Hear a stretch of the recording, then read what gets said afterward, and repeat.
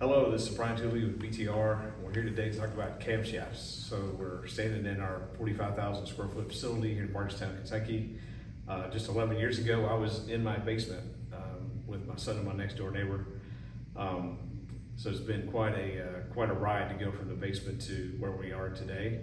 I think I'd like to talk about what I did prior to BTR. So I started a company called Total Engineering Flow in 1993, and by 2001, I bought a 5-axis CNC with CNC porting heads for Proline and Bischoff and Texas Speed and many others. And by 2004, Summit Racing bought that business because they owned TrickFlow, and at that time they were the only domestic solder head manufacturer that did not offer their own solder head CNC ported.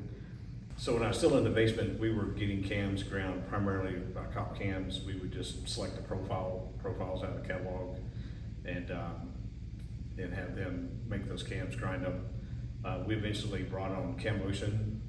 We felt like that their lobes probably had a little bit better dynamics in applications that had heavy valves like LSA.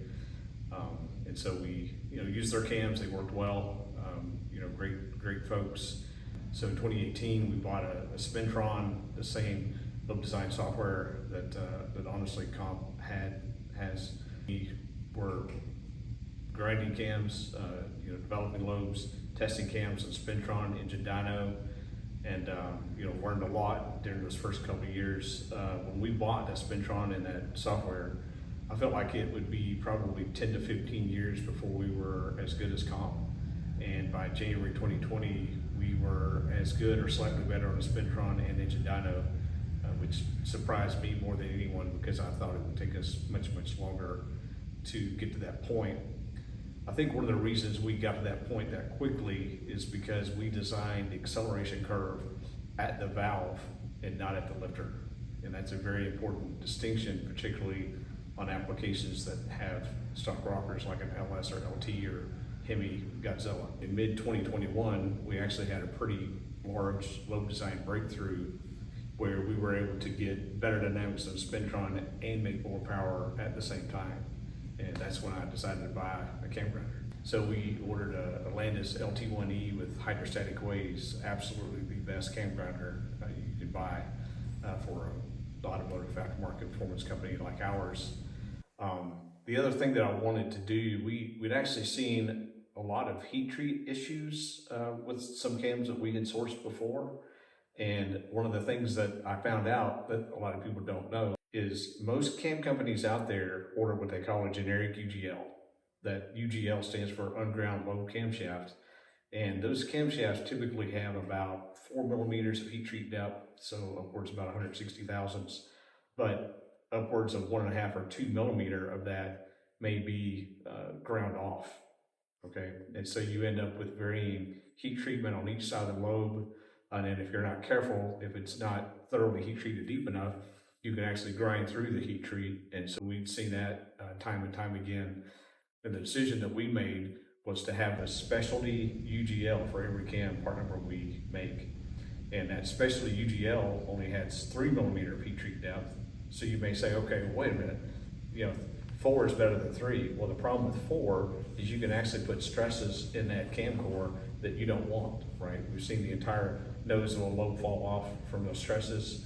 On a VBT cam, we saw the number 2 bearing journal, we saw the front of one of those break off from those heat treat stresses.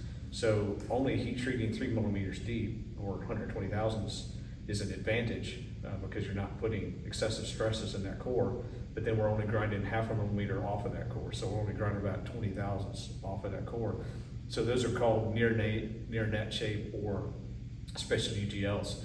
And it's very expensive to do that from an inventory standpoint because you've got so many different specialty UGLs compared to a generic UGL, but we feel like that it's far superior in what you get in terms of heat treat quality on each cam core.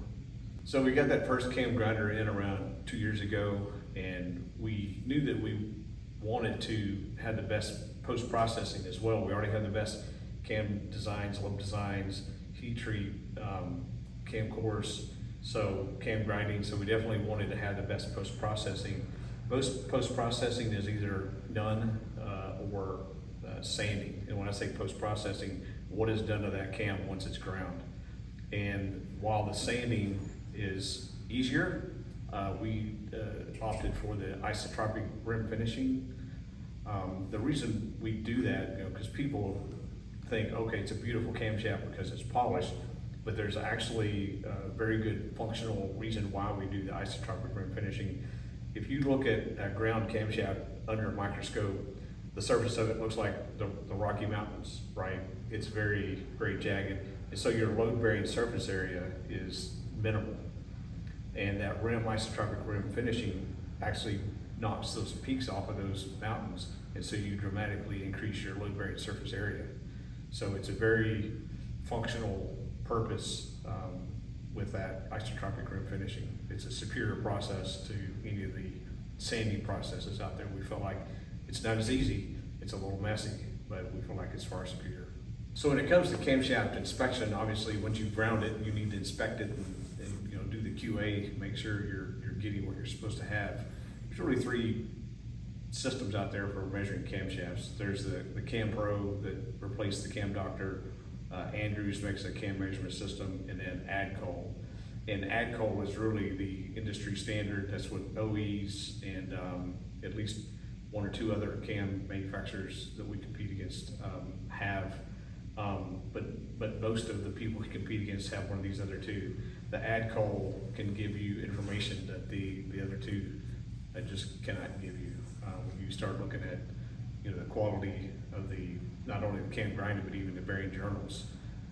And also the ADCOL can give you the amount of crown. So we grind crown on these lobes. Lifter roller has crown, and the cam lobe itself has crown as well. And so we can grind crown on that lobe. When you talk about mechanical Burco cam grinder, a mechanical Burco cam grinder, or even a Burco that's been converted to CNC, they're not capable of grinding crown on the lobe of the cam. They can only grind lobes flat across. The last and final step is the camshaft laser etching and boxing. The laser etching is pretty straightforward. The one cool thing we do is we laser etch 25 at a time, so we have a little bit of a time savings there. And then the other thing that we were first to market on is actually a slip fit box. So the conventional tuck fold box for the longest time had no foam protection, right? And then one manufacturer finally started putting foam in the ends because the camshaft would act like a battering ram and would literally send itself completely outside of the box and shipping. And so we took that to the next level. With the slip fit box, we were able to put foam on the sides, the bottom, and both ends. And so the camshaft is very well protected. It's worth mentioning that we actually buy a lot of our competitors' camshafts and compare them to Spintron and Dyno. Some people frown on that. We feel like they think that we're somehow copying our competitors on their camshaft designs. Our goal is to be the best. And the only way you can be the best is to know where they are at, right? And if we're copying what they're doing, we can only rise to their level, right? We cannot be better than them by copying them. That's physically impossible. And we started out with the LS cams, moved into LT cams. We wanted to be the best in each genre, like when we did the LS3 and then LS7, eventually moved into the L83, LT1. Been very happy with the results of all of that. We eventually did the Hemi, which is a very interesting exercise because once again, we're designing acceleration curve at the valve, and everyone says the intake and exhaust rocker geometry is the same. Well, when we got into the development process, we found out it was not. So our intake and exhaust lobes are actually designed differently because of that difference in the intake and exhaust rocker. So we have the best Hemi cams out there. We have a really great Godzilla cam, and we only have one, but it picks up over 100 horsepower over stock, still using stock springs and stock push rods, so it works incredibly well. We're about to launch our new cylinder heads, and I'm really excited about the cylinder heads because we have the cathedral port, square port cylinder heads. They're canted valve, intake and exhaust, much like the Gen 5 heads are canted, and they make more power than anything we've tested from our competitors.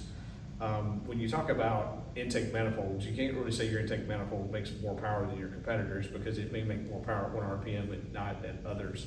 The thing about a cylinder head, when you've got a better cylinder head, it makes more power everywhere if it's a really good cylinder head, which is what we've been able to do. So our new heads will be available around the end of November, right before PRI. So we're super excited to be bringing those to market.